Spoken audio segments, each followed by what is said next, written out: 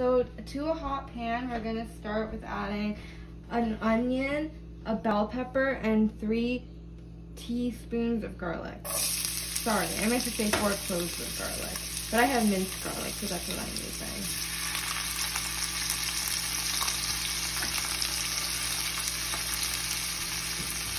So now that the onions have been sauteing until they're starting to become translucent, we add the tomatoes, the paprika, and just a pinch of saffron. And the saffron is what's going to give it its color when it's done. I'm going to do 1 teaspoon of paprika, those 2 tomatoes. And it only calls for a pinch, so I'm only using a little bit. I'm not actually sure if I've used enough, but we're going to go with it. So it's to cook it for 5 minutes, so that's what we're going to do.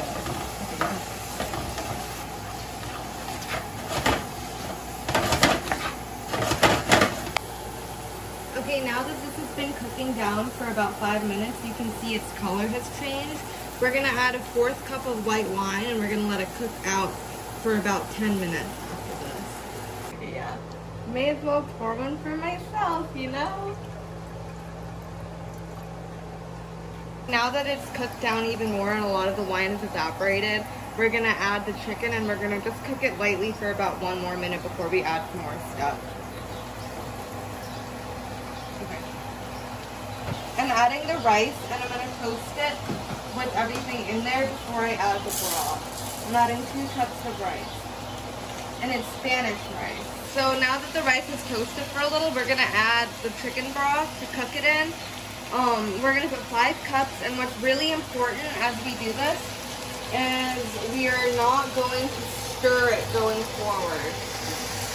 That is because we want it to form a crispy crust at the bottom called a chocolate. Now that the mixture has been brought to a boil, we're going to lower the heat, and we're going to let it cook uncovered for about 15 to 20 minutes. Okay, now that the liquid is almost absorbed, we're going to add the shrimp and the peas, and we're just going to nestle it into the rice.